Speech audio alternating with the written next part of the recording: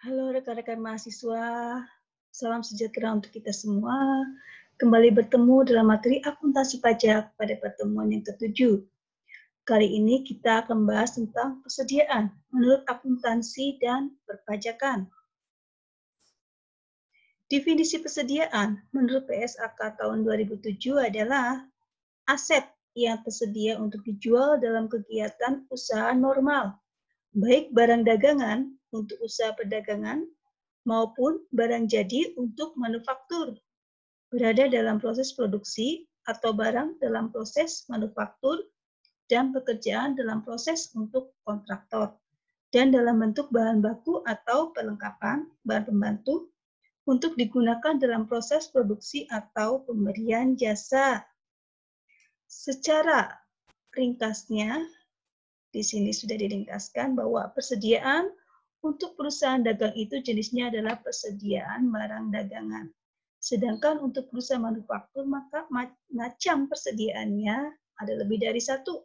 Yang pertama ada persediaan barang jadi. Yang kedua, persediaan barang dalam proses atau persediaan pekerjaan dalam proses. Yang ketiga ada persediaan bahan baku, dan ada persediaan bahan pembantu. Perusahaan dapat mencatat persediaannya menggunakan dua macam pencatatan persediaan. Yang pertama ada sistem periodik, yang kedua sistem perpetual. Jika perusahaan menggunakan sistem pencatatan periodik, maka nilai persediaan dan HPP akan dihitung pada akhir periode sesuai dengan namanya, periodik. Di sini kelebihannya adalah perhitungan persediaan menjadi lebih akurat. Tetapi ada kelemahannya.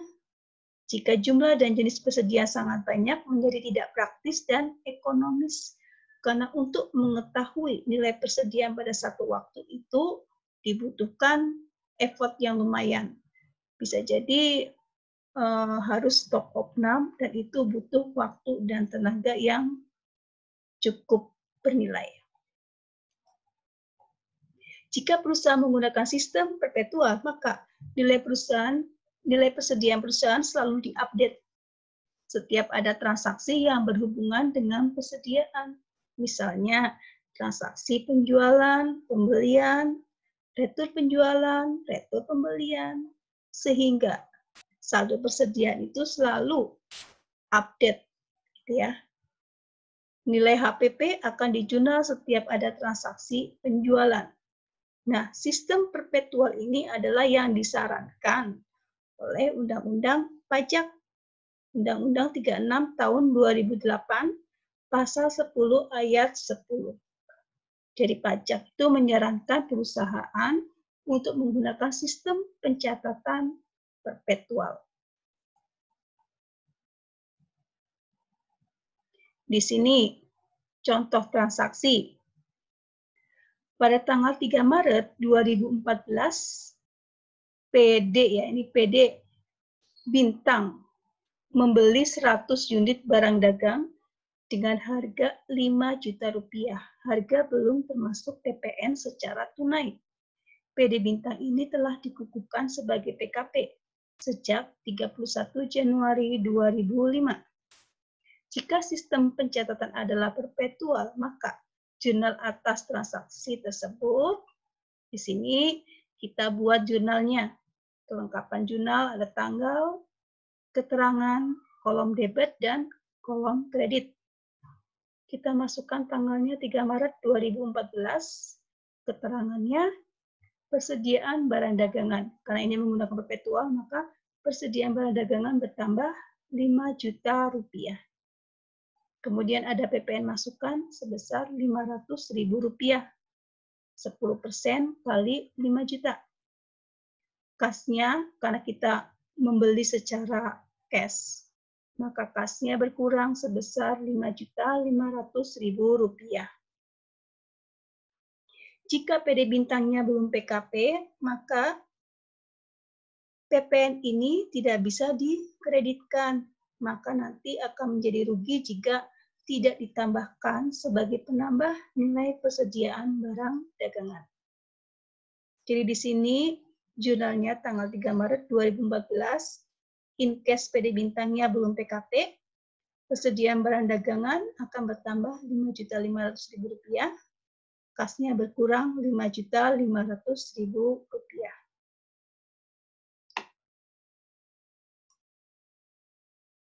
Contoh berikutnya, ini contohnya nyambung dengan dari contoh soal yang pertama. Contoh soal yang pertama membeli, contoh soal ini adalah menjual. Pada tanggal 31 Maret 2014, PD Bintang menjual 30 unit barang dagangan secara tunai dengan harga jual masing-masing unitnya Rp70.000 belum termasuk PPN. Maka jurnalnya 31 Maret 2014, kas bertambah 2.310.000. Dari mana? Penjualannya bertambah 30 unit kali 70.000, Rp2.100.000. PPN keluaran 10% kali Rp2.100.000, Rp210.000. Jadi uang kas kita bertambah Rp2.310.000. Kemudian HPP bertambah Rp1.500.000. Dari mana? Dari penjualan, pembelian yang sebelumnya itu 5 juta dibagi 100 unit, 1 unitnya 50.000, kita kalikan 30 unit. Jadi di sini HPP bertambah Rp1.500.000, persediaannya berkurang Rp1.500.000. Jika perusahaan belum PKP, maka di sini tanggal 31 Maret 2014, kasnya bertambahnya Rp2.100.000 saja. Kenapa? Karena tidak boleh memungut PPN keluaran. Penjualannya bertambah Rp2.100.000. HPP-nya nih, HPP-nya bertambah Rp1.650.000. Kenapa tadi ya? Karena tadi tidak bisa mengkreditkan pajak masukannya, maka menjadi penambah HPP. Jadi HPP-nya itu Rp5.500.000 bagi 100 unit, 1 unitnya Rp55.000, dikali 30 unit dijual, jadi HPP Rp1.650.000. Persediaannya berkurang Rp1.650.000.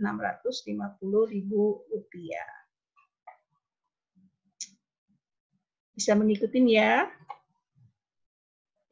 Kalau tadi kita membahas tentang sistem pencatatan persediaan, maka di sini ada sistem penilaian persediaan. Nah, menurut Undang-Undang 36 tahun 2008, pasal 10 ayat 6, sistem penilaian persediaan yang diperbolehkan secara pajak hanya 2 macam. Yang satu metode rata-rata atau average, yang kedua menggunakan metode FIFO atau first in first out. Pemilihan metode harus dilakukan secara taat azas, artinya harus konsisten jika sudah memilih salah satu metode tadi. Tidak boleh ya berganti-ganti tanpa pemberitahuan terlebih dahulu. Tadi kita udah belajar bahwa yang diperbolehkan pajak hanyalah penilaian persediaan secara FIFO dan average. Ini ada latihan soal. Di sini PT Buana melakukan usaha perdagangan perhitungan HPP menggunakan metode LIFO, last in first out, dan sistem perpetual. Berikut adalah perincian transaksi yang berhubungan dengan persediaan. Berikut ya, ini datanya. Diminta A, hitunglah HPP-nya. B, apakah metode PT Buana sudah sesuai ketentuan perpajakan? Jelaskan dan berikan saran. Tentu saja tadi sesuai dengan ketentuan perpajakan hanya memperbolehkan metode average dan FIFO, maka PT Buana di sini belum sesuai ketentuan perpajakan dalam menilai persediaannya. Maka nanti akan terjadi koreksi fiskal. Tapi karena ini latihan, jadi harus dikerjakan ya. Berapa sih HPP untuk PT Buana menggunakan LIFO? Nah, ini kita belajar akuntansinya. Di sini kita menggunakan tabel bantuan sebagai berikut. Buat tabel bantuan, ada kolomnya 1, 2, 3, 4. kolom pertama tanggal, kolom kedua pembelian, kolom yang ketiga HPP, kolom yang keempat saldo persediaan. Untuk kolom pembelian HPP saldo persediaan masing-masing terdiri dari 3 kolom, yaitu kolom kuantiti, kolom biaya, dan kolom total biaya. Kemudian kembali lagi ke soalnya, kita masukkan satu-satu persatu nih transaksinya. Tanggal 1 Januari 2014 ada persediaan awal sebesar 300 unit dengan harga per unitnya 2.000. Kita masukkan di sini tanggalnya 1 Januari 2014. Langsung masuk ke saldo persediaan 300 kuantitinya, biayanya 2.000, total biaya kuantiti dikali dengan biaya Rp600.000. Jadi saldo persediaan per tanggal 1 Januari 2014 ada Rp600.000 terdiri dari 300 unit. Kemudian tanggal berikutnya, tanggal 2 April 2014 terjadi pembelian 200 unit, harga per unitnya Rp2.250. Di sini masukkan tanggalnya 2 April, kemudian di kolom pembelian bertambah 200 unit, biaya Rp2.250 per unit, total biaya Rp450.000.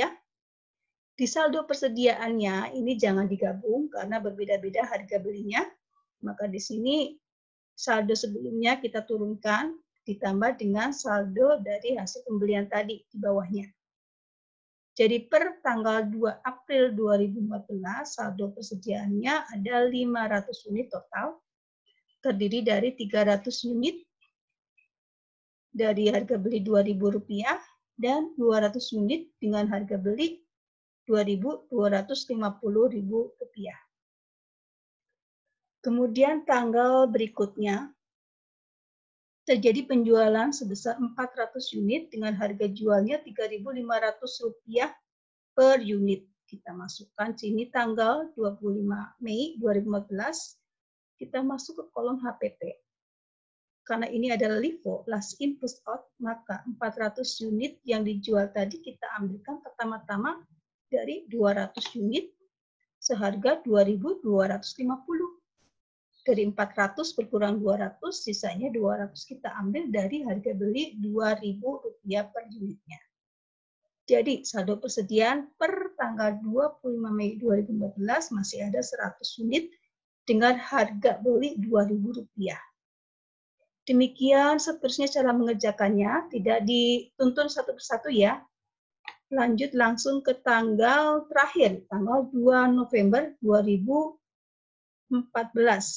Ini transaksinya pembelian 200 unit seharga Rp2.600. Di sini masuk ke kolom pembelian 200 unit, harga beli Rp2.600 per unit, total biaya Rp520.000.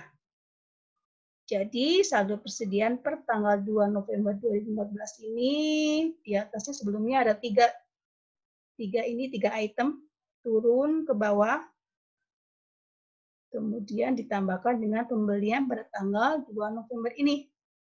Jadi per tanggal 2 November 2015 saldo persediaan ada 575 unit total, terdiri dari 100 unit harga beli 2.000, 150 unit harga beli 2.500, 125 unit harga beli 3.500, 200 unit harga beli 2.600 dengan total 575 unit dan nilai persediaannya 1.532.500. Ini secara LIFO. Nanti untuk menghitung pajak harus dihitung lagi ya, harus FIFO atau harus menggunakan average. Nah, selisihnya nanti harus dikoreksi secara fiskal. Apakah terjadi koreksi positif ataukah terjadi koreksi negatif. Demikian pembahasan untuk materi kali ini. Semoga dapat dimengerti. Tetap semangat. Sekian dan terima kasih.